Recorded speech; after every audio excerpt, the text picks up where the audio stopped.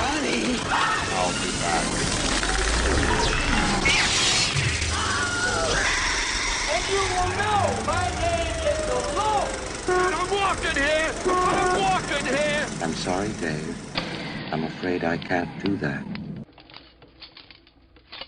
Groovy. Welcome to Box Office Pulp. Stop laughing, James. This is a cold open. We're going into it. I'm just impressed by your ability to pull shit together at a moment's notice. That's right. Dropping pins and moving. If you haven't gathered, we're here today with James Lewis, Mike Napier, MB, and me, Flexo. You forgot MB was on the show, didn't you? I had to pause. It's okay. I forgot I was on the show. What's his name? Say my name. Through your papers all of a sudden. I've got so many notes on this show where I shouldn't take any notes. And Rick. That's a lie. I take no notes. If you were at home, just so you're aware, we half-assed this. Don't worry. And today, we're presenting a second part in our new series, Tales from the BOP. Bum bum bum ba da da dum ba da da da da dum. Thank you, Danny Elfman.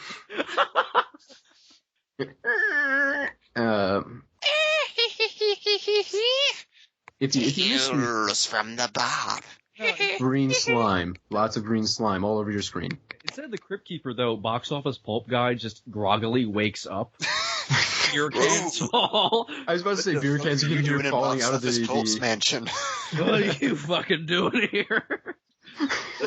You hear the beer cans and whiskey bottles falling out of his tomb. Well, since you're already here, Box Office Pulp might as well welcome you to Tales from the BOP. Now let's crack open a brewski. Hair of the dog, motherfucker. Box Office Pulp recommends getting the fuck out of my mansion. That Box Office Pulp has a mansion that It's very decrepit. he bought using all of his illicit shilling money. I imagine he's squatting at this point, though. Yeah, well, if he does it for enough years, then it's his. Unfortunately, he has to pay taxes, so he'll just torch it and move on. He probably doesn't need to burn it, but he would. If you're not going to give me something to score with, get the fuck out. Box Office Pulp needs his fix. And that, viewer, is how you're welcome to Tales from the BOP. This is all going on. We're arguing in the basement as you intrude upon us. If you haven't seen the first episode, I recommend you watch it and then try and remember that you watched it. Maybe you watched it the first time and forgot. That's what happened to me. Yes, watch the audio podcast. Watch it. Watch the waveforms. Watch it with your tongue. The first one was on the movie Wolfen, which if you haven't seen Wolfen, it's terrible. It's not offensive. It's just shitty and long, and I felt like I fell into a timeless loop and just only escaped with my sanity by who knows what chance and happenstance. We're here for round 2, and this is a different kind of story from my understanding, which is barely existent. Mike, you gathered us here today to cover what movie? Necromantic. Nekromantik. If you can't guess from the title, Nekromantik is the, I'm assuming, timeless tale of a young boy and his favorite dog and their journey through 1950s suburbia. You're close. Yes, nailed it. There is a boy. There are animals of various sort.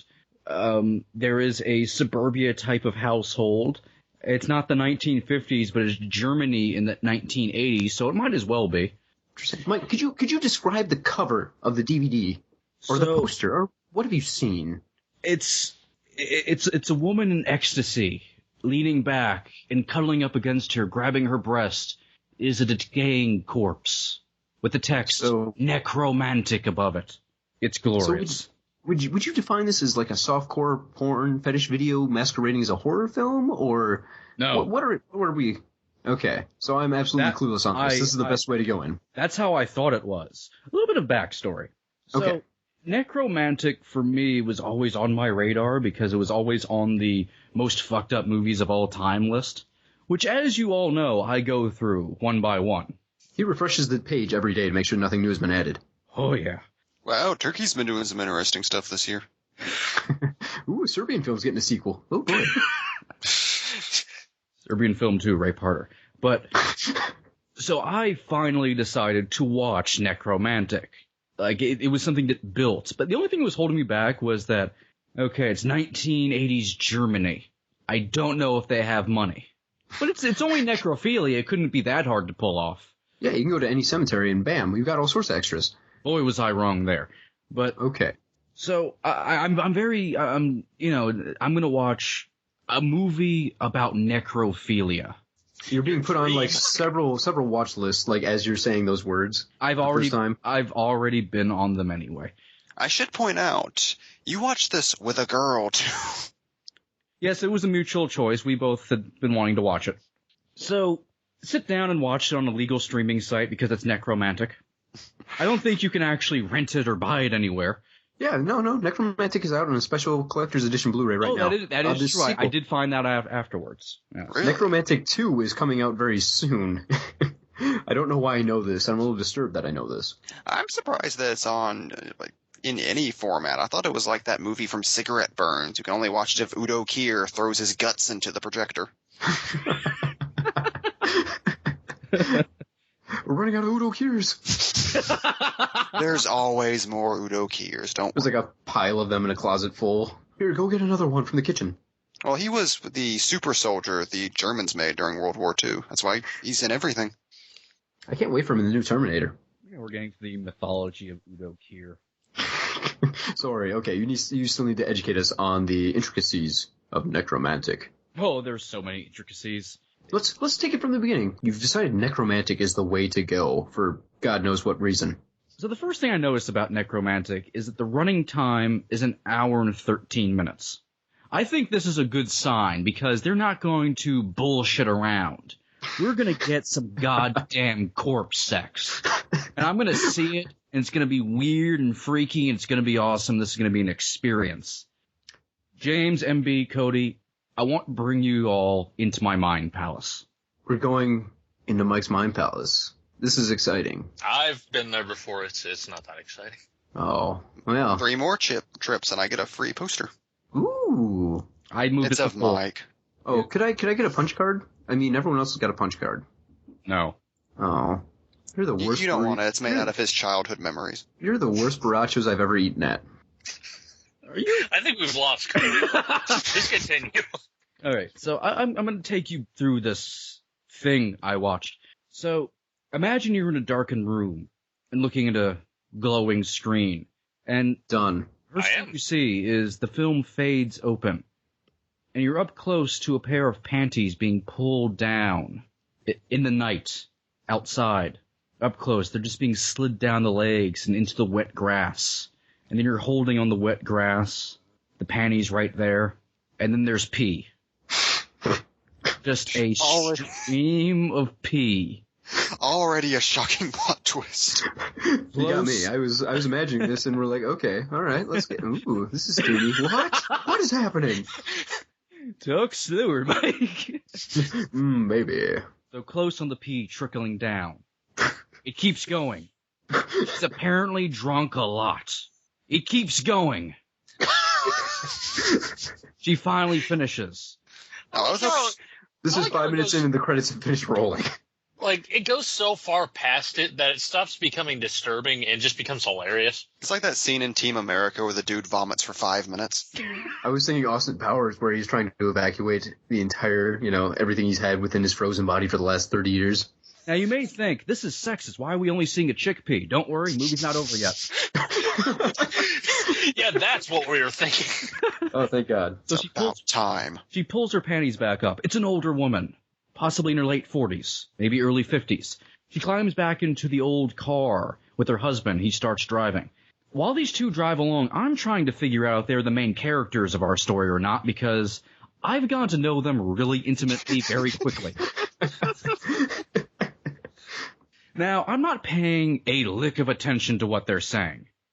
This will be a running trope in my description.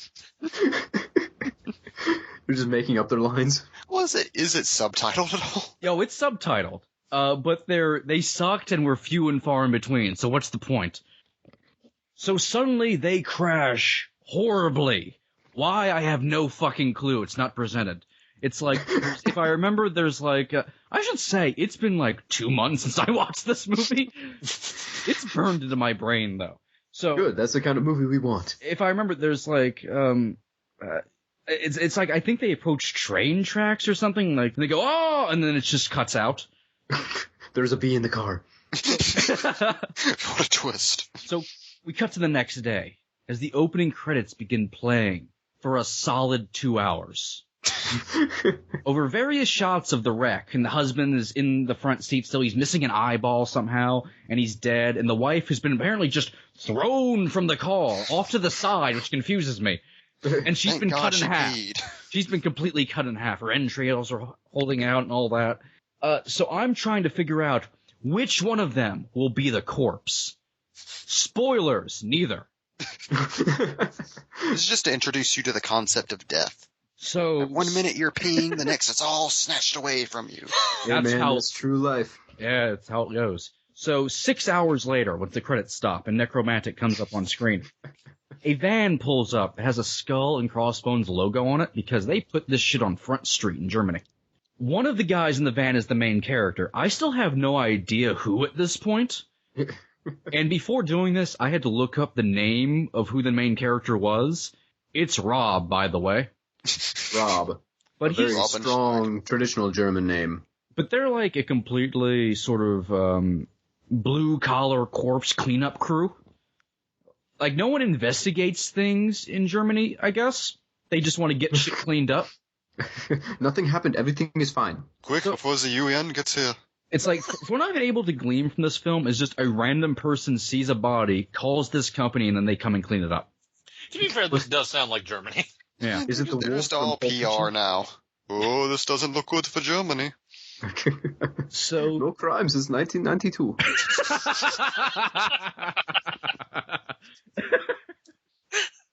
so they do shit. I don't know. They just kind of are doing shit and touching bodies. I spent most of my time during the scene wondering when the movie would start. So after all that, we cut to a close profile shot of a urinal. I'm noticing a trend, yeah. A crotch enters frame. We never Like actually... slowly or quickly? Is this like Jaws? Like, dun, No, dun, dun, dun, dun, dun, to the dun. frame, like, whoop. We never see a dick, so I imagine I think this is Rob, the main character, so I imagine it must be small, though this will come into question later on. But when you watch an up-close urine stream for about 45 seconds, I did go back and time this. Stopwatch. Oh, and also, it takes him a while to get going. Because he's kind of gun-shy about the camera, I guess, so he's just kind of like sitting there and he's kind of moving his hips a little bit, like he's trying to get it going. Nice, they actually just had a dude pee. Yes. They couldn't afford fake urine, James. It's Germany in the 1980s. Called the McDowell method. I said go back. When the chick was peeing in the first scene, so like you were actually watching like pee out of a urethra. No. Once again, you never saw a vagina, you never saw a dick. It was implied. So it was just legs and urine coming down. She might have been dropping orange or apple juice. No. I've studied all the hues. It's wrong. So, Don't ever imply that Mike does that, because he will not deny it. you know about my personal... By suggesting it, he'll end up doing it, and that'll just end up on my chessboard of life. Tricking Mike into observing urine. Chessboard of Life. The new book by Cody Elft. So, You're all a part of it, and pawns. so that wasn't actually the best part of him pissing for that long. Once he stops, he tugs his dick instead of shaking for like a good 10 or 15 seconds. That's not a good technique. No. What are they teaching over in German schools? So we go into the locker room of this blue-collar corpse cleanup crew that I think is called Joe's cleanup crew or something like that. The sign's in German, but Joe's is still in English, so that's what I was able to glean. And everyone's kind of taking their gear off, and no one likes Rob. This is really all you need to know about the movie. I don't like Rob either. Okie doke. Well, they're like singing out around in the corner saying, "Did you see how long you took in the bathroom, you asshole?" So after it's been properly established that no one likes Rob, and we've just seen people talking for about 2 to 3 minutes, I, at this point in my first viewing, still know who the main character is. We are 10 minutes in. So Rob comes home, revealing himself to be the main character finally. I'm I like relieved. how revealing it like he proclaims it. Everyone, I'm the chosen one. He takes off his coat, revealing a shirt with a giant arrow on it. He comes home to his girlfriend. We know it's his home, by the way, because there's a fucking 45-minute push-in to the window of his apartment. Just taking its time, nice and slow, just so you know it's a window. You can't see into the window, so I don't think this is where they shot. This is just a random person's apartment that they just went to the street, because it's a street-level view. It's not like they could afford a ladder or anything. Years later, somebody's watching that movie like, what's the fucking? Those motherfucker. So Rob and his girlfriend's got like jars of weird shit everywhere, body parts, organs. There's like a fetus over in the corner. He's got a nice collection going. Borrowed from Guillermo del Toro. And he also, one thing I was impressed by, he took off his shoes before entering the apartment, just not to drag in anything. I think that should be appreciated. Well, you got to be tactile with that kind of stuff. When you're handling corpses, I mean, it's like those clean rooms that they do to handle microchips have to go into. I mean, just one little bit of bacteria and the whole corpse game is over. I should say, he's still wearing his, like, clean suit from cleaning up corpses and it's covered in blood. Question, clean suit or speed suit? It's a clean suit. Rob isn't cool enough for a speed suit. Alright. So he presents his girlfriend a gift he's brought for. The eye of the husband from the car crash and the heart of the woman from the car crash. It all comes back together. So what anniversary is that? The 19th? Or the let's see, 8th? 5 is like paper or wood or something, and I think 7 is liver. So 8 is probably eyeball. It was Valentine's Day. So he I only have eyes for you, Valentine. Literal eyes. So he lovingly stuffs them into a jar and puts them on the shelf. He admires them. So we cut from that to the girlfriend bathing in a bathtub of bloody water. The thing that I took away from this was it wasn't a full bathtub, which seems strange to me. Here's my thing. It's not so much that I'm disturbed at all that she's bathing in blood for no reason. It's just practically, like, what was the method of getting it in there? Did she have, like, buckets? Or, like, what was the dispersal? Well, we see how this pulls off for Rob later in the movie. Spoilers. It is not explained for the girlfriend, I don't remember. I just imagine they have blood on hand. They have organs, so why not? I like to think in Germany there's just a blood faucet. Possible. Hot or cold blood? Which would you prefer? So while she's just, pouring bloody water all over herself, and this is lightly bloody, I think they just had a little bit of red food coloring. They had to make it last. Yeah. Well, knowing this movie, she might have just been on her period at the time. Actually, that's possible. So, meanwhile, during this, we go from the bathroom out into the hallway and into the bedroom where Rob is splayed out in his underwear on the bed like a French model. He's watching... Draw me like one of your German girls. You took my joke. So, he's watching a TV special on phobias, particularly about spiders. So I turned it off at that point. And that was the end of that. And then he refused to return to the show, so he made up the rest in his mind. I powered through, despite the horrifying picture of the spider. That was the worst part of this movie for me. God bless you, sir. So, as he's watching this story on phobias, we see flashes of, a memory. Okay. So we cut to documentary kind of footage of a real rabbit being killed by a breeder and skinned. Things just got dark here on Box Office Pulp. Well, I mean, I enjoy eating rabbits, so that's not that dark. I remember you giving me the gist of this movie the day after you watched it, and that seemed to be the one part that genuinely bothered you. Well, I'm not a fan of seeing animals killed for any other reason, just a movie. And it's kind of graphic, you see you see the guy slice the rabbit's throat open and blood, and he squeezes blood out, and it's weird. That seems a little much. I mean, if you're going to eat the rabbit, that's different. But I mean, otherwise, it's just a waste. It's a little gratuitous. Yeah. So, intercut with that, we see, I guess, maybe a coroner type cutting open a corpse. I don't know if this is supposed to be Rob in this dream sequence, because all these white folk kind of look the same to me. Racist. Well, So it's intercutting with the rabbit and him just taking out blobs of stuff from the corpse because budgets are hard. It's not even like bloody stuff. It's like yellow. I don't know. he's made of Legos. My God. So the dream sequence end and Rob is still splayed out and drinking beer. Fade out dramatically. We are 20 minutes into this fucking movie. And still no corpse sex. I am pissed at this point. Livid. From this, The ratio of spiders to corpse sex is just off the charts. and the rabbit still angered me. It's very distasteful. So we go from all that to the most puzzling sequence in cinematic history. There's garden gnomes, there's a ranch kind of house or something. It's like there's horseshoes tacked up into the wall. And there's a dude on a lawn in a lawn chair with a radio next to him drinking beer and firing off a rifle randomly while listening to some German music. Oh, Matt's dad. There's another dude who appears to be somewhere around 20 feet tall. Just really, like a door opens and this giant just steps out from this door. And he's like towering over the roof of this little shack he fucking just stepped out of. And he picks up a basket, picks up a ladder and walks and climbs up and starts picking apples from apple trees. Now, it takes me a while, not really until the end of this sequence, to realize these two people are even in the same location. This whole sequence, I think, is like 5 minutes long.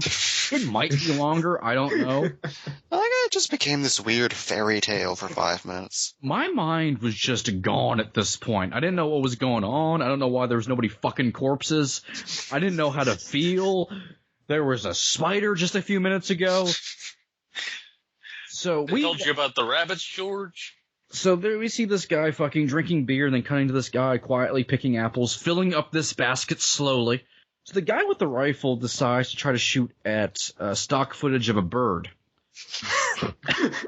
He's trying to shoot the stock footage, but he can't catch it. So he fires up into the sky, but somehow hits the guy who's down by the tree. What? Don't ask me. The guy with the rifle is like, huh? And he picks up the rifle and slowly walks over casually to the guy he killed, revealing that they are in fact in the same location. He pokes him a little bit, realizes he killed him. Whoopsie-doo. Is like, oh, that's about his reaction. Cut to him walking down a road with the corpse in a wheelbarrow in plain sight of everyone. As you did in olden times. I mean, Corpse for sale, corpse for sale. Are there any necromantics on the street today? and I'm a necromantic, sir. Well, have I got a bargain for you? I like this world you've created. So it fades out, and I'm still not convinced that wasn't just a role from a completely unrelated film that was somehow spliced in the movie by accident. So that little short film in the middle aside, Rob and the cleaning company kind of pull up to this muddy pond and pull this muddy German pond, by the way. That's the important part. That's how disgusting it is. You say German pond. Is it filled like with sauerkraut and schnitzel, or like what's going on here? Pond and scummin'. Hatred. It's filled with hatred. The sad thing is, like, the only people who listen to our podcast are Germans. They're gonna be so sad. But we trusted you guys. Come on. This is all for you, Fritz. So from the pond, they pull out this corpse, and it's horrible looking. To get ahead of myself here, because fuck it, it's necromantic, this is the corpse they're going to fuck. Spoilers. Why did he decide on this one? Necromantic dies in the end and comes back. God, if only they just had a fresh corpse yesterday. I'm sorry to get on my necrophilia soapbox here, but Jesus Christ, I don't care if this. Sorry. I don't care if this is Germany. Have some goddamn standards. There's no flesh on this thing. There's its ribs are showing. It's got one eye. It looks worse than the Crypt Keeper. Ouch. Cold-blooded. All right, so he pulls this thing from the pond, and then through some like Ocean's 11 kind of trickery. I don't know if it was that level of heist. I may have just started watching Ocean's 11 in my head to get away from this fucking movie. Save me, George Clooney. But he steals the corpse. And I remember he's looking around like, is anybody seeing me? And he takes the fucking thing, he puts it in his trunk. I was hoping you just throw it under his arm and just walk out with it. He did do that too, to be fair. There was nothing to see here. So he fucking throws it down onto his apartment floor and his girlfriend's there. She's so excited, and they start to tear open the trash bag it's wrapped in. I like how it's like a corpse Christmas. And they just start tearing it open. They're just caressing it. And it's super sensual, and they're just touching it, rubbing it all over its face, down its ribs. Cut to a steel rod with a bolt on the end being sawed. I'm gonna let that like sink. Symbolism? No, I'm gonna let that sink in. Make a mind picture. Make a mind picture of that steel rod. Make my own entry in my mind palace? Are you trying to defile my mind palace? So I'm visiting yours, sir. So the steel pipe is cut off, it falls to the floor, cut to it being now sawed to a reasonable length, is then stuck into the groin region of the rotting corpse. Oh boy. For the time being, I've decided the corpse will be referred to only as Box Office Pulp Guy. So it's the rod with a bolt head, because they really wanted to try to make it look like a dick, I guess.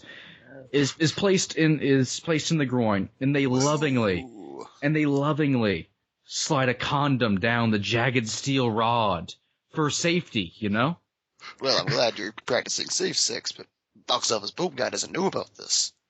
In the distance, you hear softly Poison's cover of Squeezebox playing. Oh yeah. So you don't want to get rust in your pussy, and I respect that. And Life lessons. Yeah. So they have a threesome with Box Office Pulp Guy. Oh, right. She's like, she's riding. Pulp Guy likes where this is going. She's riding the rod all sensually. He does some stuff. There's some DP action.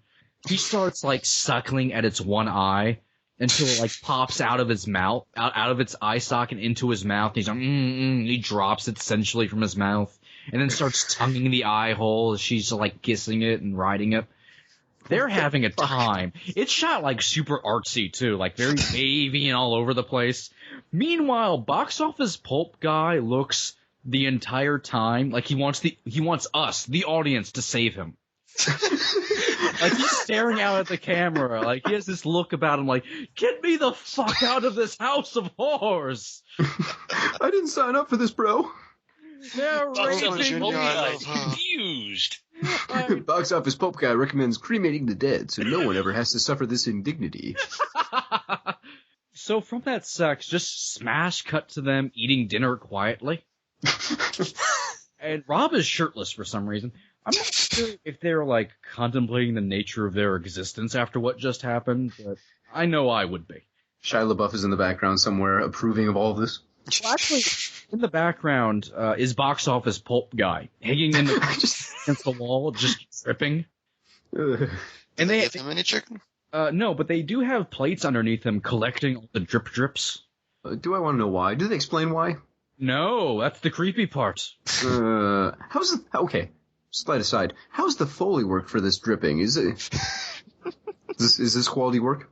No. Are we getting really cartoony drip, drip, quank, quank? It's all very echoey. Are they living in a cavern? It's Germany, so yes. The corpse cavern. I should have known. Don't make it sound cool. This is a place of war. Oh, I'm sorry. I'm scared. I agree with that last part. That definitely sounds true. So we are 30 minutes in. 10 minutes ago, we were in a field. And, Mike, at what point did you start regretting all of your life choices? Well, at this point, I've already checked out because I've seen what I came here for. This is the money shot. But at least there's a corpse, so there's the promise of further corpse sex. Will I be disappointed? Yes. So, back at Rob's cleaning job. Everyone who hates Rob, along with the audience, who also hates Rob, are pissed at Rob still. And so Rob is fired. I think he's always late, or I don't know.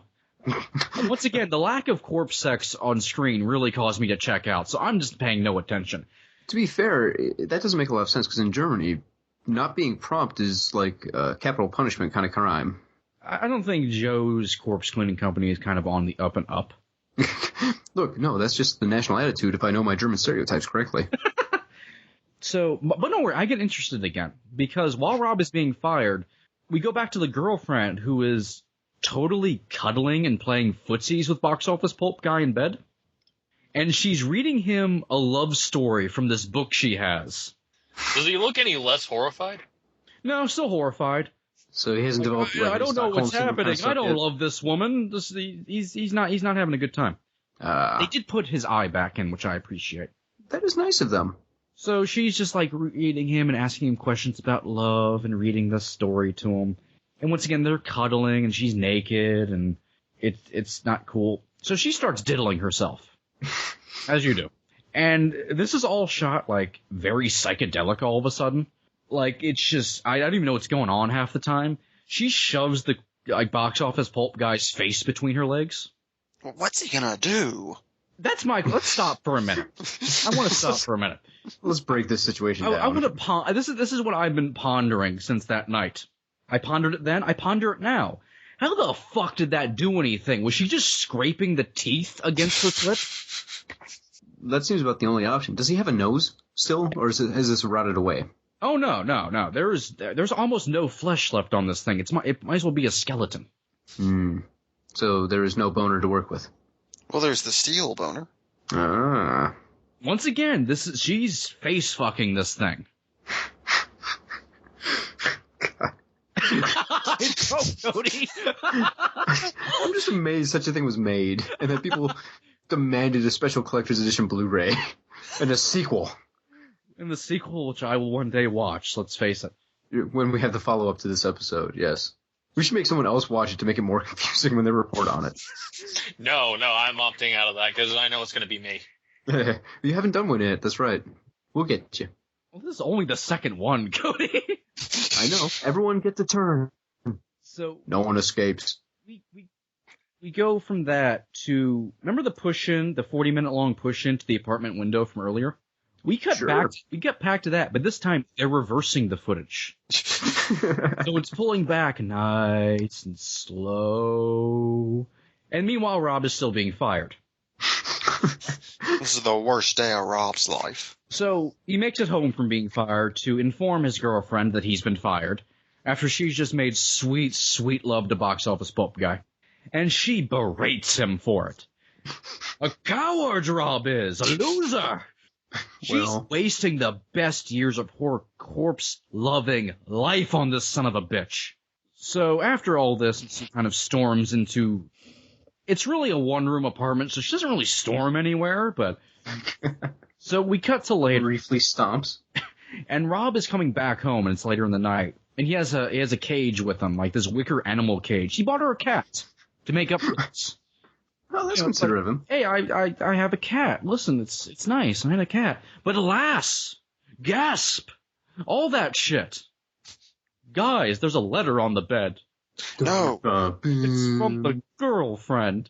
She's left him and taken Box Office Pulp guy with her. No. That's not fair. Hostage. He dramatically looks over to the spot where Box Office Pulp guy usually hangs, and it's just his silhouette's there, but he's not. What is fair treatment in like a divorce for a corpse? Like, is there visitation rights? Do you have to share them? Does someone get sole custody? Do they cut them in half and kind of like each person gets a half? Well, we're about to find out because this is going to become a courtroom drama about the corpse. It's Kramer versus Are Kramer. you serious? No, but wouldn't that be a much better? For a second, I believed you. I know what version of this movie I want to make. No, that's Necromantic too. So utterly distraught. Like he's, oh God, he's getting drunk, and he does what any rational man does in this kind of situation. He burns candles. He places the cat he just bought into a bag, ties the bag up, and just begins thrashing it around the room violently. Oh God. I don't even like cats, and that seems not right. We are 40 minutes in. Now, Mike, how did the girl you were watching this, how's she doing during all this? Is she just like mad you made her watch this? I didn't make her watch this. It was a mutual choice. You're right. Okay, I'll retract that statement. I was wrong. Just having the same reactions as me. Okay. So with the fakest looking dead cat I have ever seen. So this is beyond Reanimator. Oh God, you have no idea. And there's like a stiletto knife hanging out of it for some reason. Despite the fact that's not how he killed the cat. So it's sitting above on a shelf on the tub, and it's dripping blood down. Meanwhile, Rob is laying completely underwater in the tub in the bloody water. Wait, I just have this mental image of when he puts the cat in the bag and starts thrashing it, the cat, horrified for its life, takes out his stiletto and commits seppuku. I can't live like this. Not like this. Not like this. Mr. Fluffers, no! So, Rob's in the tub, and this scene goes on for a long time. Like, he's not even doing anything in the tub at this point. He's just naked and there, and the camera's pointed at him. And he's peeing. At some point, finally, after I've lost all sanity and then come back around to having sanity again, he picks the cat up and then starts cutting it with the knife and starts pulling out of its insides and rubs it all over his body. And it just appears to be chunks of small meat. That's what cats are made out of, right? Just rubbing it all on his body, and he falls down in the tub. Oh, this goes on forever. So after doing that, he does what we all would do in that situation after, doing that with cat blood and cat intestines and cat liver and cat organs. He goes to a movie theater. Now, is it still covered in cat guts? No, he's cleaned up. Though technically he was bathing in cat blood, so he probably smells. Now, at this particular box office, you get your tickets and you get your alcohol. God bless Germany. Now, you may be wondering how I know this, because the movie established it for us. Because Rob gets in line, just as another guy walks up, who's in front of Rob, and we watch the guy in front of Rob go up to the counter, ask for tickets, ask for some beer, get them. The person opens the beer for him and hands it to him. He pays for the tickets and the beer. He says thank you. He turns and he leaves. Then Rob walks up, and he asks for his tickets. He asks for his beer. He's given the tickets. She opens his beer for him, gives him the beer. He pays for both. He says thank you. He turns and he walks away. He gives the guy his ticket. Guy takes his ticket. Guy rips the ticket. Guy gives him his stub back. Rob says, God damn thank it, you. this is like the basement scene in Inglourious Bastards. I'm just waiting for it all to go sour. Now, I'm pretty sure this movie theater is an apartment complex. So he walks into the movie theater, shitbox movie theater, and people are in there smoking and drunk and making out and all kinds of shit, because Germany. Rob sits down with his fucking 40. Sits down in front of somebody, and guy's like, hey, what the fuck, man? So Rob goes, I'm sorry. And he gets up. He moves down a little bit. And then he sits down next to somebody. The guy turns over and is like, why are you sitting down next to me? This thing's completely empty. Rob shrugs. And then he just takes a drink of his beer and starts watching the movie. Okay. Now I'm convinced that the way they got the little bit of money they did get for this movie is they convinced, like, the German Board of Films that they were going to produce, like, an educational movie about how to act at movie theaters. Watch as Otto gives his money to the man at the ticket booth, and then he gives him his ticket. Wunderbar. Wonderful. So they're watching this weird slasher movie that appears to be better produced than the movie that I'm actually watching. Like, there's this blonde chick being chased around essentially a series of shacks and by this slasher guy in a ski mask. And at a certain point, it just kind of becomes, I don't want to say rape porn, because no one gets raped. He just starts tearing off her clothes and then kind of cutting her very fakely and then, like, rubbing her body and all this stuff. And this is their whole meta criticism of American horror films. Actually, yes. Everyone is really desensitized in the theater and making out and stuff because social commentary. We are 50 minutes in. Every 10 minutes, there's a new wrinkle. And we are just watching people watch a movie and watching a fake movie inside the movie we're watching. And at least the movie we're watching, in a way, constitutes as porn, so something's actually happening. But it's not like a whole stab situation in the Scream movies where it's like you have other A-list actors just doing this whole other entertaining movie. No, this is a blonde chick with the front of her shirt torn off and a dopey guy in a bad ski mask just rubbing a knife against her face. Is this what you like? So Rob finally gets disgusted, I guess. I don't really know, and he leaves. He has standards. So we cut back to him in his house, and he has his pants off for some reason, and he's just rolling around in bed, drinking and drunk. There's a pack of pills next to his bed. At this point, I'm elated because I assume he's gonna kill himself, and then we'll follow the girlfriend with Box Office Pulp Guy for the last 20 minutes of this fucking thing. Sadly, just to once again spoil it, Rob fucks up killing himself. Of course Rob would. So he takes the pills, and he begins to trip out. And he dreams of this field. This bright and sunny field. And we, track along the field because I assume they had a wheelchair to put the camera on.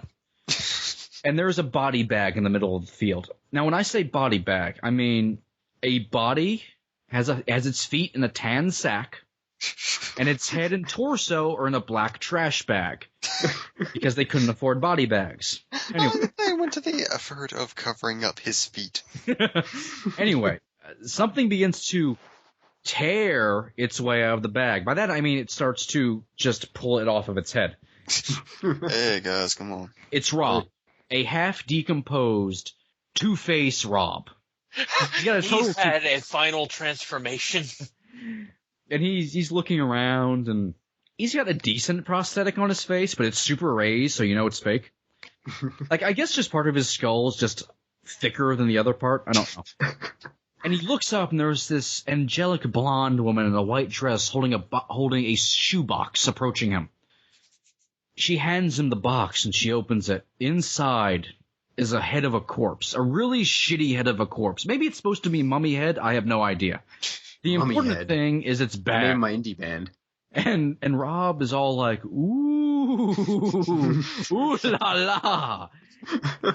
She takes the hand and just blondly helps him up, and they start walking, and Rob just suddenly and playfully tosses her the head.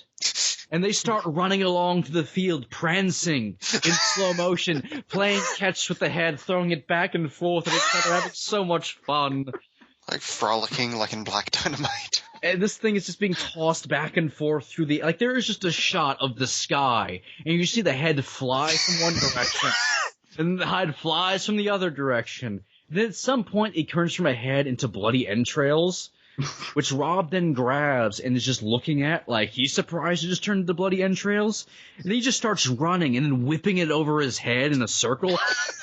He's playing helicopter with it. I was expecting jump rope, but that's pretty good too. And then cut immediately from that to German hookers. The German hookers. Go on. And Rob, what I'm trying to do with this film is I'm trying to show you the innocence of the youth of the necromantic, and how, like all childhood, it must come to an abrupt end with the sexuality of the adult world, which in this context is represented by the German hookers. Werner Herzog's necromantic. So Rob pulls up in his car beside the German hookers. He chooses the blonde, possibly because of the dream. I doubt that much thought was put into it. Now, so he takes her to a cemetery, because I guess he misses Box Office Pulp Guy. Well, that's just where you take your date in Germany. That's where I take mine. So he has her, like, awkwardly sit on a tombstone, and she awkwardly, like, puts her purse down and starts, like, taking down her pants and stuff. He's just standing there, and he awkwardly takes his pants down just a little bit. And he starts to sort of just convulse on top of her, trying to fuck her. But alas, Rob can't get it up. I assume because she's alive. No, it is because of what just happened. So she starts to hysterically laugh at him. Now, I don't know about hooker etiquette in Germany, but in America, hookers don't do that because they know how to earn their pay. No, that hoe don't do that. I have no idea what that was supposed to be. So once I again, was trying to do cream corn. Didn't come out like that. Is he running things? He's running things. I'm glad we got a Black Dynamite reference in there. That You was got a lot real of good. Black Dynamite references in here for Necromantic. Yeah, it's beautiful. So What Rob, the hell's wrong with you? Rob does the rational thing once again. He begins strangling her. After she's dead and drops to the ground, Rob fucks her corpse because this makes him be able to get erect, I guess. Either that or he's just putting his flaccid penis in her. But I like to think he's hard now. Now, I will say this about this kind of situation. At least it's fresh. So, in a way, this is a step up for Rob. This is a growing experience. This is him becoming a man. So, after fucking the corpse, Rob just passes out. Just right there. So, in the morning, we see the old as fuck keeper of the cemetery approach him with a shovel and finds him sleeping curled up all cold next to the corpse of the hooker. Like, this is fucking this is a Scooby-Doo guy all of a sudden. So Rob grabs the guy's shovel and with just one slice just cuts the guy's head in half. Which I don't think is possible, but we'll go with it. He was very old, Mike. His bones were pretty much gummy worms. We are 60 minutes in. Oh, there's only 15 minutes left, guys. We can get through this together. From that and Rob running off from double murder, he sadly didn't fuck the old guy, which is depressing. Rob is sitting, like, once again, in an idyllic field, and is playing with a caterpillar. See, what I'm trying to say in this scene is we see our friend Robert try to recreate the ecstasy of the dream with the hooker and the tossing of the old man's head, but as with all things in reality, it is perverse and it does not match the fantasy he has built up, so he takes solace in the playful fuzziness of the caterpillar. You say those kind of things as a joke, but I'm on IMDb right now. I'm looking at the trivia section. And let me just read this little tidbit. It feeds in to pretentious German director Jörg Buttgereit. That might not be pronounced correctly, but the first part of his last name is Butt. That's very true. Said in an interview that he never intended to be a director, and Nekromantik was just a film to rebel against the German film rating system, trying to shock as many people as possible. You should read the Wikipedia page for this thing with its legacy section. Oh, Jesus. And all the themes that went into making the film. Oh, boy. It's about the love of death and getting one's sexual gratification from one's death. That's an actual quote. So it's just literally describing what the movie is. Rob's playing with his caterpillar for the entire length of my life. How do you play with a caterpillar? Yeah, they seem kind of fragile. He's just picking it up and then putting it on his arm and then putting it back on his finger and then putting it back on his arm, then putting it back on his finger and then putting it back on his arm. I'm dead now. So, and Rob looks up to the sky and he raises from his knees, life beating down onto him. Just feeling free and alive. He's just taking it all in. The wonders of creation. Cut to Rob swiping things off of a workbench and slapping down a metal cross and then a little metal Jesus Christ. Metal Jesus Christ with his arms outstretched in the Jesus pose. This is a vision he's having, I assume. There are tiny holes in the tiny metal Jesus' hands. Rob reaches over and grabs a hammer.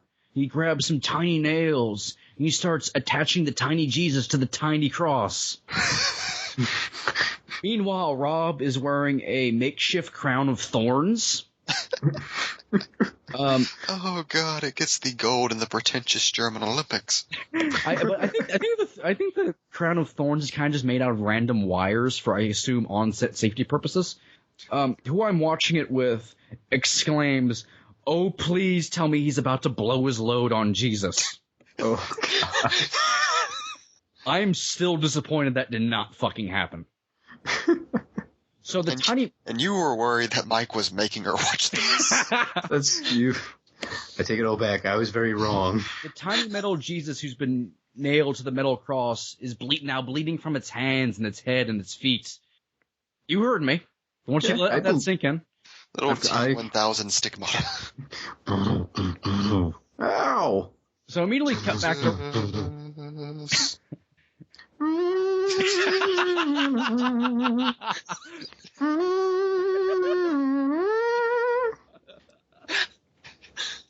So immediately cut back to Rob in the field, and he just fucking takes off, running with joy. He's got somewhere to be, but he doesn't. And he's just jumping for joy, and he's actually yelling, "Yah-ha! Yah-ha!" Just like that. He turned into German Mario? Yes! Like, it's kind of distant even when he's close to the camera. Yah-ha! Yah-ha! I want that as my ringtone. Like, he's just doing that over and over again. And he's just bouncing, and he's elated for some reason. A kite floats up into the sky. I don't know where it comes from, but it does. And he just collapses into the grass. And then he just gets up like, well, I guess I'm done with that. And just walks off. The joy is over. And he just walks off slowly for, once again, the entire length of my life. And he's still walking. We're still on. We're now currently on Mike's grandchild, watching this film as a legacy. Like, I will finish it, Father, as your father tried to finish it. I'm actually Cable Mike. I've gone through time. Not to warn people, just to get them to watch this. Finally, after several decades of him walking, we're back in his apartment, and he approaches his shelf of organs. And he picks up a knife from it. He looks at the knife, just to make sure it's a knife. He sits down on the bed, and he takes the knife, he turns, and he places it against his stomach like a samurai. And he holds it there tight, but somehow nonchalantly at the same time, because acting is hard.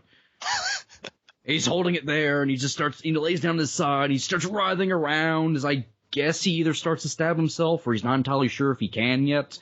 I don't know. It's hard to understand, because they can't afford fake blood that often. Especially because they're saving it for what's about to happen next.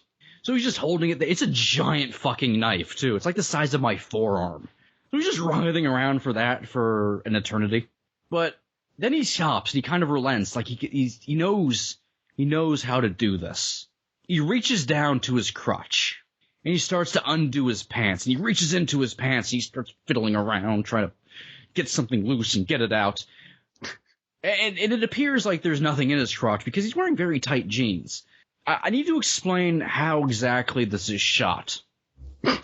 So he's fidgeting around in his crotch, and it cuts to then a close-up of him from the waist up, like finishing and then going back and grabbing the knife, preparing to drive it deep into his belly, and we can't see the crotch. And so it cuts back to a long shot, and and his dick is sticking out of his pants. But it's his cock, but it's not his cock, because it's a giant store-bought dildo. And it's not even really flesh-toned. It's purple. I wish it was that far. There are flowers on it. Like, it's not like it's a yellow dildo or anything, but it's clearly just, it's more white than anything else. Like, just plain, like, it's a little, like, it's kind of just off-white. And it's big. Like, there's no way he just pulled this thing with a million veins on it out of his pants. And the balls are sticking out, and they're gigantic.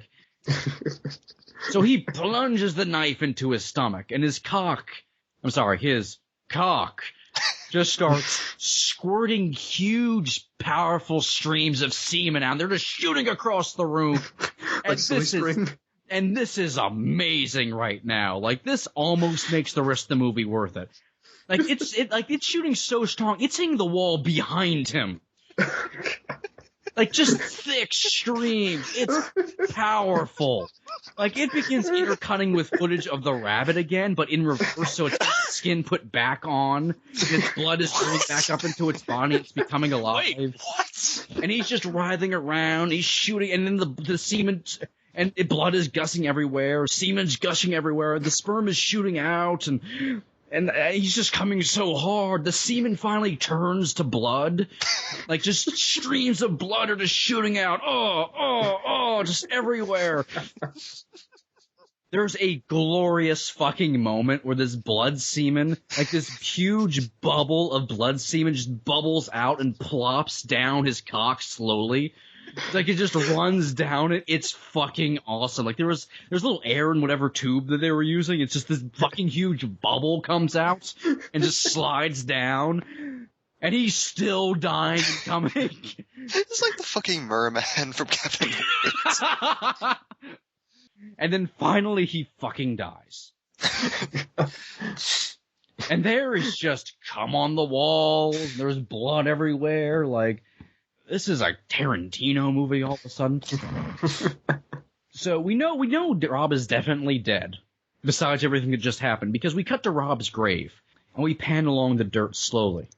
And I'm waiting for what's about to happen, because it's so fucking obvious what's about to happen, but they really make us wait for it, because it pans across the dirt and it gets to the edge, where there's just enough space off screen so you know something's coming. And then we just hold there. Because they're really fucking making you wait. It's like when you go to see a band. It's like, come on, we don't have to clap for 20 minutes for your encore. Just come back out. And they're holding there. And then suddenly, a shovel digs into the dirt. And a pair of heels presses down onto it. We don't see who it is, but we all know it's the girlfriend because that was what it was expected. Freeze frame! Credits. Freeze frame. We are 1 hour and 10 minutes into the movie. So there was another 3 minutes of credits. Then there's another, 5 minutes of opening credits. I was really hoping the last scene was going to be the girlfriend and box office pulp guy's corpse, like in a hoodless convertible or something, just driving down the road. Bright red, hoodless car, just driving down the road, listening to tunes. Like they fleeing from the man together. They pull up beside Rob's grave and they pull down their sunglasses. Loser, and they put them up and they speed off. I will say that is the thing that gets me the most is that we never find out what happens to Box Office Pulp Guy. Oh, there is a sequel, which he's not in.